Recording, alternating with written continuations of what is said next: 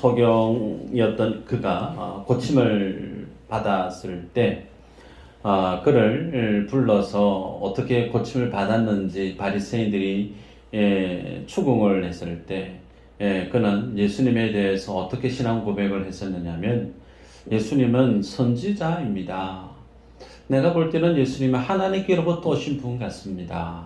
그렇게 얘기를 했단 말이죠.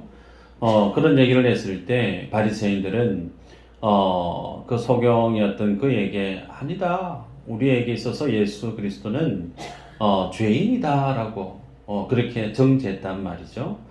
그런 얘기를 들었을 때 31절에 보면 그가 어떤 말을 하냐면, 하나님은 죄인의 기도를 들으시지 않는 분으로 안다. 하나님은 하나님의 뜻대로 행하는 자의 기도를 들으시는 줄 내가 아는데, 그러면 예수님이 내가 나면서부터 소경되었던 나를 고쳐주었다라고 하는 것은 하나님께로부터 난 자가 아니고서는 그가 죄인이라고 하면 그 기도를 주님이 들어주실 수가 없지 않느냐. 당신들, 소위 바리새인들이 얘기하고 있는 예수가 죄인이라고 하는 당신들의 그 주장은 잘못됐다라고 정면으로 예수님에 대한 그의 신앙 고백을 지니고 예수님을 정죄하는 바리새인들의 잘못된, 닫혀진 그들의 신앙의 잘못된 무지함을 지적하고 있습니다. 그러자 바리새인들은 이 사람을 겁박하고 그리고 무시하고 그들의 권위로 그를 출교시켜 버렸던 내용을 우리는 앞서 보았습니다.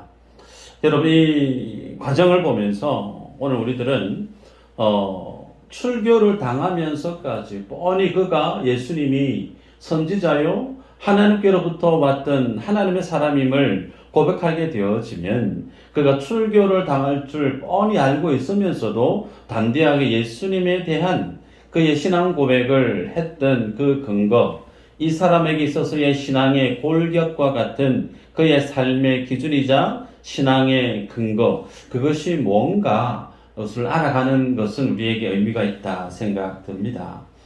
여러분, 우리들은 계속해서 다니엘 기도회 기간을 지니고 있습니다. 오늘 밤에도 다니엘 기도회가 진행될 텐데, 다른 때보다 제 개인적으로는 그래요. 하나님의 말씀이 너무나 귀하고, 하나님이 건성건성으로 메신저를 택해서 세웠던 것이 아니고, 하나님이 정말 듣게 하시는 말씀을 듣게 해주는 그런 어떤 시간인 것 같아요. 그래서 많은 분들이 이 다니엘 기도회 기간 중에 기도에 대한 많은 도전을 받고 있는 것이 사실입니다. 그래서 이 기간 중에 우리 모두가 다 하나님 앞에 기도하는 어떤 신앙의 열정이 회복되어지기를 축복합니다. 이 다니엘 기도를 통해서 여러분이 하나님 앞에 기도하는 시간이 많이 늘어나기를 또한 축복합니다. 그런데 중요한 것은 내가 주님 앞에 많이 기도하는 거 중요해요. 내가 주님 앞에 열심히 기도의 자리를 찾는 것 참 중요하죠. 그러나 그것보다 더 중요한 것이 뭐냐면, 하나님이 들으시고 응답하시는 기도를 할 수 있어야 된다는 거죠. 내가 아무리 애를 쓰고 수고하고 금식하는 마음으로 간절하게 부르짖어도 주님이 응답하실 수 없는 기도를 드리는 거, 주님이 들으시지 않는 기도를 드리는 거, 그것은 어쩌면 의미가 없는 그런 메아리에 지나지 않을 수 있다는 거예요. 그래서 오늘은 기도 백서라고 하는 제목으로 우리가 주님 앞에 기도의 삶을 살아갈 때 주님이 응답해 주시는 기도, 주님이 성도의 기도를 들으시는 기도, 그 기도는 어떤 기도인가에 대해서 하나씩 알아가는 시간을 갖고자 합니다. 우리가 하나님 앞에 응답을 받는 기도의 삶을 우리가 살려고 하면 가장 먼저 뭘 아셔야 되냐면, 하나님 앞에 서 있는 나라고 하는 사람이 어떤 사람인가에 대해서부터 먼저 아셔야 돼요. 말씀을 볼까요? 로마서 8장 26절 27절 같이 한번 읽어 보십시다. 시작.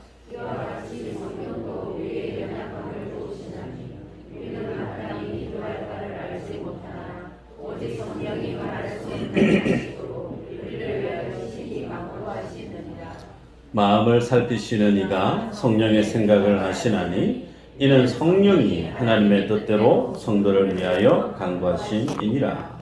자, 말씀을 잘 보시면요, 우리들이 하나님 앞에 기도를 하는데 우리가 마땅히 기도할 줄을 아는 사람이라고 얘기하나요? 아니면 우리는 기도할 줄을 모르는 사람이라고 말씀하고 있나요?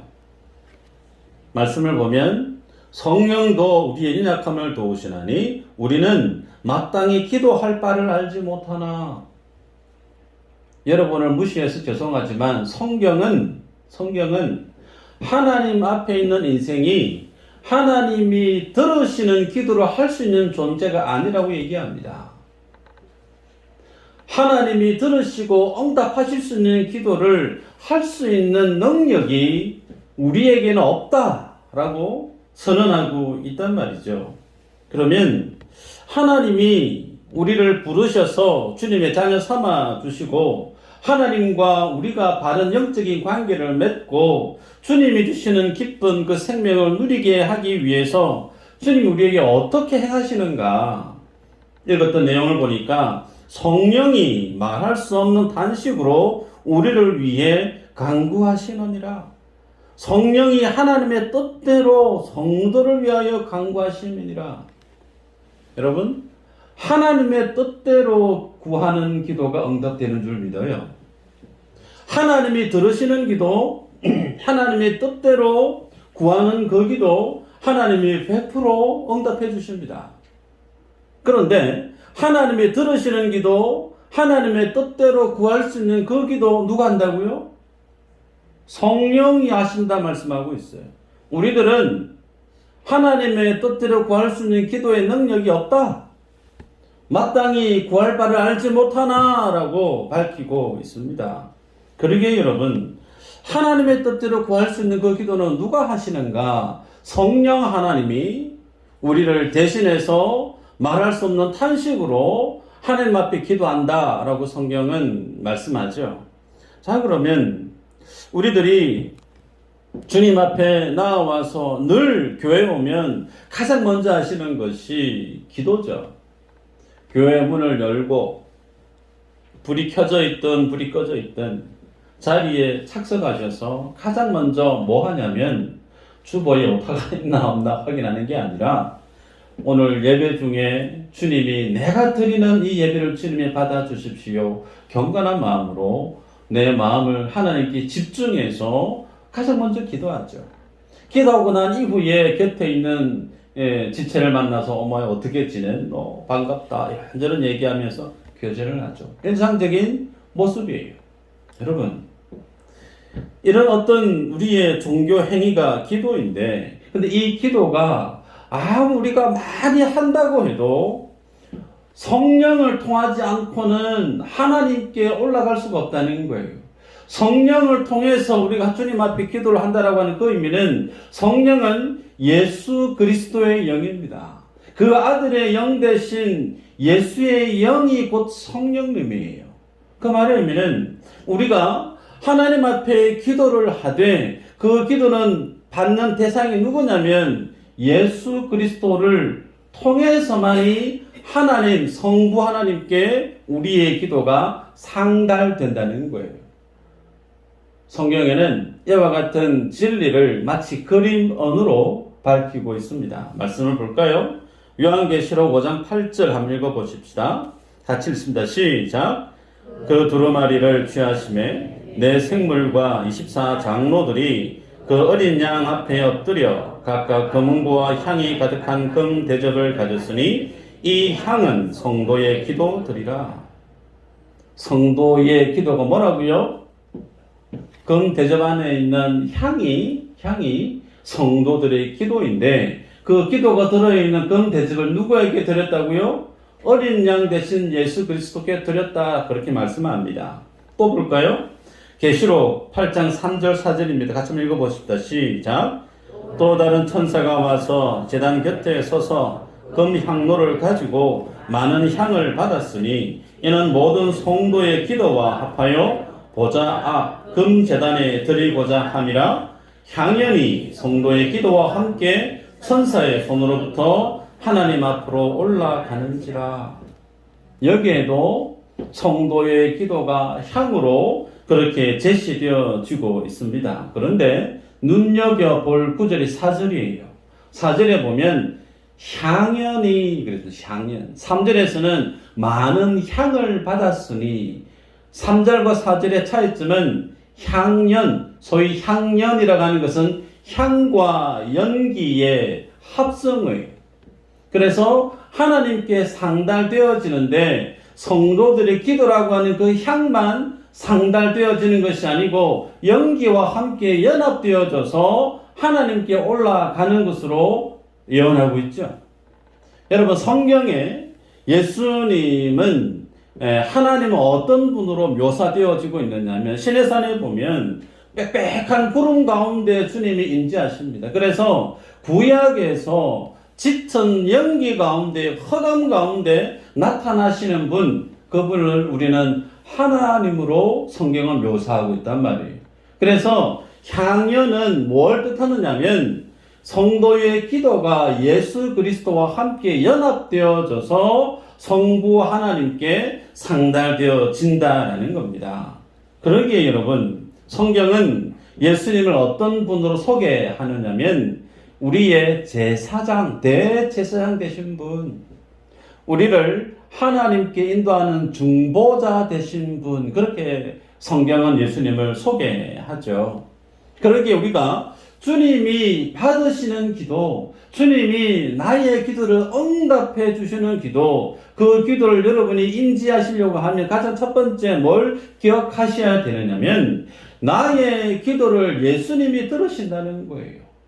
내가 예수님의 이름으로 주님을 의지하고 주님의 의를 힘입어 하나님 앞에 기도를 올려드리는 그 기도가 하나님이 나의 기도를 들으신다는 거죠.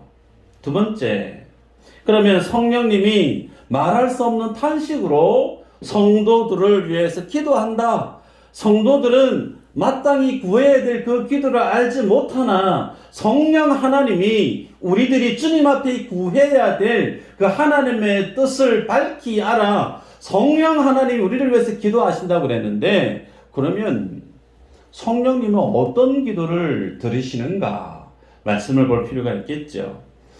기도에 대한 많은 메시지들을 여러분들이 들으시면서 신앙생활 하셨을 텐데 기도에 대한 교훈을 강조할 때 꼭 빠지지 않는 본문이 있어요. 누가복음 18장에 있는 내용입니다. 1절부터 8절까지의 내용인데 1절 한번 읽어볼까요? 시작.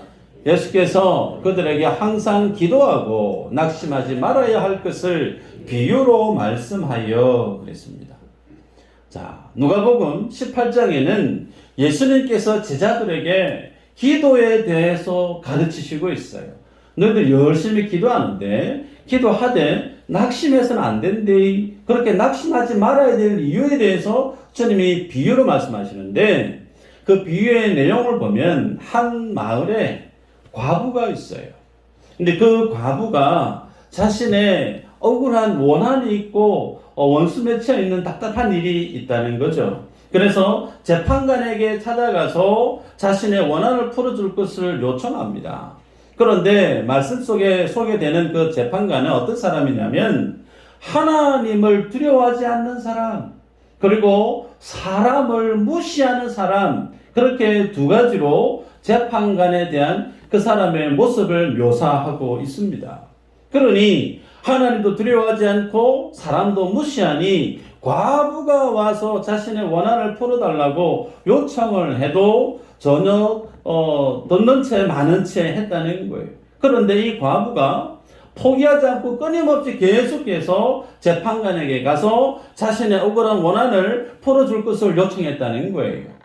그리고 나서 예수님이 뭐라고 말씀하시느냐면 그 불의한 재판관이 혼자 생각하면서 내가 비록 하나님을 두려워하지도 않고 사람을 무시하지만 내가 저 여인의 원한을 풀어주지 아니하면 내가 도무지 견디기 어렵겠다. 계속해서 나를 찾아와서 나를 힘들게 할 터이니 내가 그의 원한을 들어줘야 되겠다라고 얘기하는 거죠.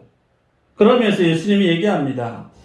그렇게 불의한 재판관도 그 여인의 부르짖음을 원한에 대해서 더러 응답해 주시는데 하물며 하나님께서 그 택하신 자들의 원한을 풀어주지 아니하시겠느냐라고 얘기해요. 여러분 여기에서 주님이 하시는 말씀 교훈이 뭘까요? 여러분들이 비유에 대한 말씀을 많이 접하셨을 텐데 이 본문을 가지고 하나님 앞에 기도할 때 열심히 기도해야 된다. 하나님 앞에 기도할 때 끈질기게 기도해야 된다. 마치 하나님 바지가랑이 붙들고 주님이 내 기도 들어주시지 않으면 안 될 정도로 정말 결사항전하는 마음으로 그렇게 주님 앞에 목매달고 기도하면 지성이면 감천이라고 주님이 끈질긴 나의 기도를 들어주실 것이다. 그래서 여러분 기도 열심히 포기하지 마시기도 하세요라고 이해하시고 들었다면 이 본문에 대한 내용은 그 핵심과 무관하다는 거예요. 불의한 재판관에게 찾아가서 한 과부의 원한을 풀어달라 했던 이 예수님이 기도하시는 내용, 기도에 대해서 하시는 이 내용은 기도하되 낭망하지 말아야 될 이유에 대해서 말씀하고 있다는 사실을 기억하셔야 돼요. 1절에서 밝혔죠. 여러분, 낭망하지 말아야 될 근거가 두 가지로 소개됩니다. 첫 번째는 너희가 하나님의 택함을 입은 백성이라는 사실이에요. 하나님의 택함을 받은 백성이기 때문에 너희는 과부처럼 끊임없이 원한을 쏟아내면서 하나님 기도를 들어달라고 하소연하고 계속해서 찾아와서 기도하지 아니해도 너희 하나님은 선하신 하나님이시기 때문에 너희가 그렇게 끈질기게 기도하지 아니해도 하나님 너희의 기도를 들어주신다. 너희의 신분이 뭔지에 대해서 알아라. 첫 번째, 낭망하지 말아야 될 근거가 하나님 앞에 내가 택함을 입은 주의 자녀라는 사실을 보게 합니다. 두 번째는 8절의 내용을 보면 이 비유의 말씀을 하시면서 끝맺는 말씀을 보면 인자가 올 때에 세상에서 믿음을 보겠느냐. 낭만하지 않고 기도해야 될 내용에 대해서 비유로 쭉 말씀하시고 난 다음에 그 비유의 말씀의 결론을 무엇으로 매듭을 지으시느냐면 마지막 때에 믿음을 내가 보겠냐라고 얘기하는 거예요. 그러면 이 과부가 재판관에게 가서 열심히 요청하면서 구했던 그 기도가 무엇에 관한 기도인가? 믿음에 관한 기도라는 거예요. 그냥 내 속에 있는 억울한 원한을 그냥 쏟아내면서 주님 내가 억울하고 힘드니까 들어주세요가 아니라 주님이 지금 낭망하지 말아야 될 기도의 내용의 팩트가 뭐냐면 너희의 기도가 믿음에 근거한 기도여야 된다라고 말씀하고 있다는 거죠. 그럼 여기서 질문입니다. 성도가 세상을 살아갈 때 억울한 일을 당하고 원한이 쌓이는 이유가 어디에 있을까요? 소위 내가 하나님의 말씀의 원리에 따라 정직하게 행하고 주님의 그 부르심을 믿음으로 열심히 충성되어 살았는데 세상 살이 속에서 불합리함을 당할 때 세상에서 억울한 일을 당할 때 성도는 그 세상으로부터 그 마음의 생채기를 당합니다. 마음의 상처를 입는단 말이죠. 여러분 여기에 대한 내용을 성경은 그림원으로 또다시 기록으로 남겨놓았습니다. 요한계시록 6장 9절에서 11절에 이런 말씀이 있어요. 제가 읽습니다. 다섯째 인을 떼실 때에 내가 보니 하나님의 말씀과 그들이 가진 정보로 말미암아 죽임을 당한 영혼들이 제단 아래에 있어 큰 소리로 불러 이르되 거룩하고 참되신 대주제여 땅에 가는 자들을 심판하여 우리의 피를 갚아주지 아니하시기를 어느 때까지 하시려 하나이까 하니 각각 그들에게 흰 두루마기를 주시며 이르시되 아직 잠시 동안 쉬되 그들의 동무 종들과 형제들도 자기처럼 죽임을 당하여 그 수가 차기까지 하라 하시더라. 무슨 내용이냐면 천국이에요. 하나님의 나라가 있는 하나님의 백성들이에요. 그들이 한 목소리로 하나님 앞에 간절히 부르짖어 기도하는 내용이 뭐냐면 하나님 어찌해서 우리의 피를 갚아주지 않습니까? 우리의 안타까운 원한을 언제 풀어주시겠습니까? 라고 항변하듯이 하나님 앞에 기도했다는 거예요. 근데 그 기도를 주님이 들으시고 뭐라고 답을 하시느냐면 잠시 보류시킨다는 거죠.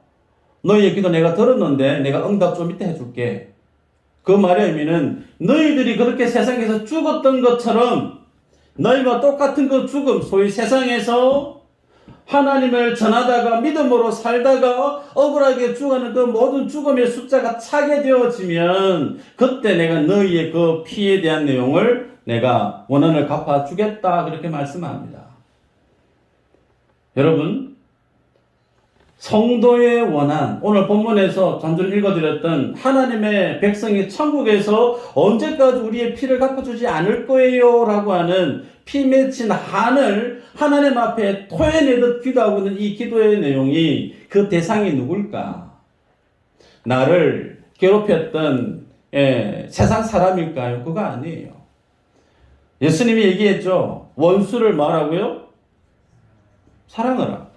원수를 사랑하라고 하시던 주님이 천국에 가 있는 하나님의 백성들이 내 원한을 갚아주셔야 하니까 나를 괴롭게 만들었던 세상 사람들을 하나님이 탁탁탁 정리해 주시는 그걸 놓고 지금 열심히 항변하지 기도할까? 아니라는 거예요. 그러면 이 원한을 갚아야 되는 대상이 누구냐면 사단이라는 겁니다. 죄라는 거예요. 세상에 공정 권세를 잡아서 세상 모든 사람들이 그 사단의 종이 되어져서 죄를 범하고 사람을 억울하게 착취하고 힘들게 그 모든 악한 원흉인 사단을 주님이 언제 심판하시겠습니까? 라고 기도하고 있는 거예요. 이 기도에 대한 결국은 무엇과 직결되어져 있느냐면 언제 하나님의 의가 통치하는 하나님의 나라가 완성되겠습니까? 라는 것과 결을 같이 합니다. 그런데 그 하나님의 완성이 하나님의 말씀대로 세상을 열심히 믿음으로 살다가 세상이 가지고 있는 힘에 의해서 단두대에서 목이 떨어져 나가고 말씀 전하다가 테러를 당해서 순교를 당하는 그 모든 하나님의 자녀들이, 하나님의 종들이 세상 살아가면서 겪는 모든 괴로움, 모든 고통, 그걸 통칭하고 있다는 거예요. 정리하면 불의한 재판관에게 가서 나의 원한을 갚아주세요라고 부르짖어 소원했던 그 기도의 믿음에 대한 내용이 무엇으로 성경이 말씀하고 있느냐면 하나님 나라라는 겁니다. 하나님의 나라를 위해서 내가 믿음의 사명을 따라 믿음의 말씀에 따라 순종하고 충성하며 살아갈 때 겪게 되어지는 모든 어려움들, 고난들, 그것을 들고 주님 앞에 나아가서 토해내 기도했을 때 주님이 그거 들어주신다는 거예요. 여기에 대한 내용이 어떻게 성경에서 실질적으로 이루어졌는지 말씀을 볼까요? 그 전에 여러분 잘 아시는 말씀 보십시다. 마태복음 6장 33절에 주님이 말씀했죠. 너희는 먼저 그의 나라와 그의 의를 구하라. 그리하면 이 모든 것을 너희에게 더하시리라. 주기도문 늘 여러분이 하실 텐데 6장 10절에 나라가 임하옵시오며 뜻이 하늘에서 이루어진 것 같이 땅에서도 이루어지리라. 예수님은 이 땅에 성육신하시고 주님의 나라로 성천에 올라가시기까지 일관되게 무엇에 대해서 말씀하시느냐면 하나님의 나라에 대해서 말씀하셨어요. 천국에 대해서 말씀하셨다니까요. 그래서 성도가 이 땅에서 주님 앞에 어떤 기도를 드리기를 원하시느냐면 예수님이 전했던 복음, 예수님이 가르쳤던 진리에 대해서 성도가 하나님의 나라를 위해서 구하는 기도를 드리기를 주님은 기뻐하신다는 거예요. 다시 얘기하면 하나님이 성도들의 간구하는 그 기도를 어떤 기도를 응답해 주시느냐면 하나님의 나라와 직결되어져 있는 내용에 근거한 기도를 주님이 응답해 주시기를 원한다는 겁니다. 여러분, 성경에 실사례가 있습니다. 고린도후서 12장 7절에서 9절까지 내용을 보면 바울이 자신의 육체에 가시가 있어서 하나님 앞에 그 육체의 연약함을 고쳐주십시오라고 3번 기도했습니다. 그런데 그렇게 3번 기도했을 때 하나님이 바울의 그 기도를 들어주셨을까요? 고쳐주셨을까요? 혹자는 바울이 어떤 육체의 가시가 있었을까? 안질일 것이다. 다메섹 도상에서 강렬한 하나님의 빛을 보고 그 눈에 안질이 안 좋았을 것이다. 혹은 간질하는 질병도 있을 것이다. 상상해 보십시오. 설교하러 섰는데 설교 열심히 전하던 메신저가 갑자기 나둥그러집니다. 몸이 경직됩니다. 침을 흘립니다. 그러면서 쓰러져서 진땀을 흘리면서 나무 토막처럼 그렇게 발작을 일으켜요. 그런 분을 소위 교회의 목회자로 삼을 한국 교회에 교회가 몇 곳이나 있을까? 쉽지 않을 겁니다. 멀쩡히 사역하는 목회자도 이제 나갈 만한 데서 나가시라고, 헌법에도 없는 재신임이라고 하는 제도를 들어서 목회 잘하고 있는 목사를 밀쳐내는 명분으로 삼고 있는 교회가 이 땅에 많이 있습니다. 우리 교회도 그 중에 하나입니다. 제가 말씀을 전하면서 이 말씀을 해야 되나 참 많이 부담이 되어졌는데 어쩔 수 없어요. 성경에 있는 말씀이니까. 중요한 것은 그렇게 사도 바울이 3번 간절하게 기도했을 때 그 기도를 주님이 응답해 주셨어요. 여러분, 예수님이 겟세마네 기도에서 동산에서 3번 기도하셨습니다. 그래서 성경에서 3번 기도했다라고 하는 그 말의 의미가 단순히 횟수적으로 3번 기도했다 그 말 뜻이 아니에요. 3번 기도했다라고 하는 것은 완전수죠. 소위 하나님 앞에 기도할 수 있는 최선을 다해 기도했다는 뜻이에요. 그랬을 때 주님이 바울에게 하시는 말씀이죠. 내 능력이 내 약한 가운데서 온전해진다. 내 은혜가 내게 족하다. 그렇게 주님이 말씀하셨어요. 그러면 바울의 그 기도를 주님이 응답하시지 아니했는가? 주님이 응답해 주셨다는 거예요. 여러분, 우리들은 기도를 하면서 그 기도의 종착지가 나의 기쁨, 나의 만족, 나의 영광으로 결론되어지는 경우들이 많아요. 그런데 바울이 자신의 사역하면서 정말 하나님 앞에 덕도 되지 않고 너무 사역에 방해가 되어지니까 내 육신의 연약함 좀 주님 고쳐주십시오 간절히 기도했는데 주님이 no 땡큐라고 그랬어요. 네 은혜가 내게 족하다.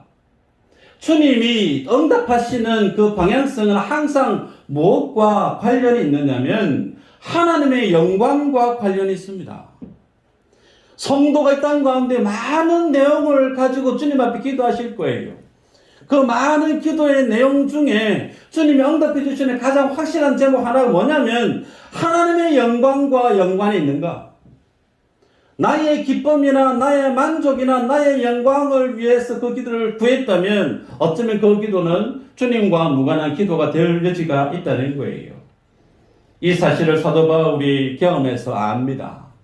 그러고 나서 그가 사도행전 20장에 보면 에베소 교회 장로들을 만나서 마지막 만남을 갖고 그 밀라도에서 서로 부둥켜 안고 기도하면서 헤어집니다. 그래서 그가 남긴 주옥 같은 메시지가 있죠. 23절 14절 읽어볼까요? 시작. 오직 성령이 각 성에서 내게 정언하여 결박과 환난이 나를 기다린다 하시나 내가 달려갈 길과 주 예수께 받은 사명 곧 하나님의 은혜의 복음을 정언하는 일을 마치려 하면은 나의 생명조차 조금도 귀한 것으로 여기지 아니하노라. 여러분, 사도 바울이 그가 예루살렘을 향해서 로마에서 가기 전에 20장에 이미 알고 있습니다. 성령이 각 성에서 내가 어떤 결박을 당하고 어떤 환난을 당하고 내가 어떻게 죽게 되어질지 알려줬다는 거예요. 그럼에도 불구하고 주 예수께 받은 사명을 내가 마치려 하면은 내 생명 조금도 귀한 여기지 않는다고 그러면서 장로들과 헤어집니다. 그 배를 타고 이제 21장으로 넘어가면 가이사라에 도착합니다. 그곳에서 전도자, 집사 7명 중에 한 사람인 빌립을 만나요. 빌립 집에 가서 며칠을 유하합니다. 그런데 그 빌립 집에 자녀가 딸이 4명이 있는데 다 하나같이 기도를 열심히 했던 자매였던 것 같아요. 하나같이 예언을 하는 딸이었다. 성경 기록하고 있습니다. 그러니 뭘 예언했을까요? 바울이 예루살렘에 가면 어떤 일을 당하게 될지 예언했다는 거예요. 아니나 다를까 며칠 더 그곳에 유하고 있는데 아가보라고 하는 유대에서 내려왔던 선지자가 또다시 바울에 대해서 얘기하는 겁니다. 이 사람은 본인이 보았던 것을 마치 행위 예술처럼 바울의 띠를 가져와가지고 이 띠 주인이 이렇게 당할 거예요 그러면서 바울의 띠를 가져와서 자신을 묶고 그렇게 행위 예술로 보여주는 거예요. 바울 당신이 예루살렘에 가게 되어지면 이런 어떤 고난을 당하게 될 거예요. 모든 사람이 바울이 예루살렘에 가면 고난을 당하고 죽게 될 것을 행위 예술로 기도 응답으로 제시했다는 거죠. 그 얘기를 들었던 바울이 어떻게 반응을 할까요? 사도행전 21장 15절은 이렇게 얘기합니다. 이 여러 날 후에 여장을 꾸려 예루살렘으로 올라갈세. 그리고 21장 13, 14절에는 바울이 대답하되 여러분이 어찌하여 울며 내 마음을 상하게 하느냐. 나는 주 예수의 이름을 위하여 결박당할 뿐 아니라 예루살렘에서 죽을 것도 각오하였노라 하니 그가 권함을 받지 아니하므로 우리가 주의 뜻대로 이루어지이다 하고 그쳤노라. 여러분, 바울이 예루살렘에 가면 내가 어떻게 죽을지에 대해서 많은 사람들이 기도 응답에 대해서 알려주었어요. 그런데 그 모든 사실을 다 알았던 바울이 그러면 어떻게 행동하는 것이 지혜로운 기도의 응답에 바른 행동일까요? 예루살렘에 가면 내가 죽으니까 예루살렘 가면 안 되는구나. 예루살렘에 로마에 가지 않는 것이 합당한 선택이었을까요? 하나님의 뜻이었을까요? 아니면 그럼에도 불구하고 예루살렘에 가서 결박당하고 가이사라 앞에 서서 심판을 받으면서 하나님의 복음을 담대하게 전하는 것이 하나님의 뜻이었을까요? 어느 것이 사도 바울에게 있어서의 기도 응답이라 말할 수가 있을까요? 후자 아니겠어요? 여러분, 기도는 우리가 단편적으로 보면 내 형편, 내 상황, 내 환경이 내 바램대로 이루어지는 것을 우리는 소위 기도다 그렇게 이해할 수 있습니다. 그런데 바울의 경우를 보시면 정반대예요. 그는 처음에 주님 내 육체에 가시가 있으니 이거 좀 고쳐주세요. 나의 불편함, 나의 상황, 내 환경을 고쳐주세요 라고 기도했던 바울의 그 기도의 관점이 이후에는 정반대로 바뀝니다.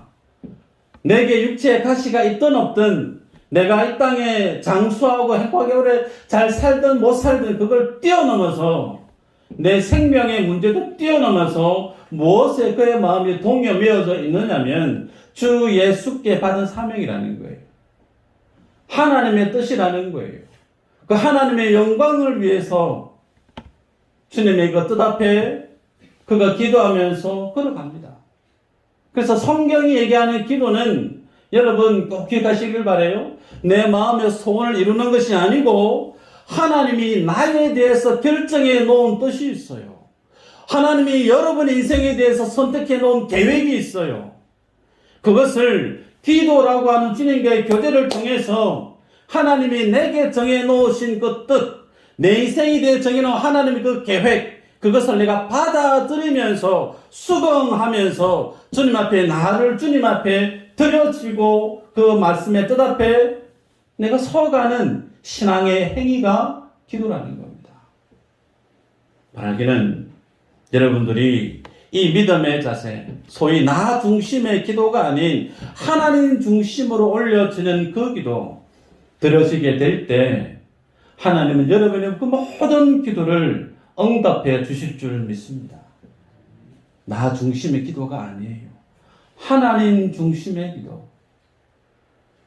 나의 만족을 위한 기도가 아니라 하나님의 나라를 위한 기도, 그 기도의 삶을 살아가는 모두는 하나님이 그 모든 기도를 들으실 뿐만 아니라 응답해 주실 줄 믿습니다.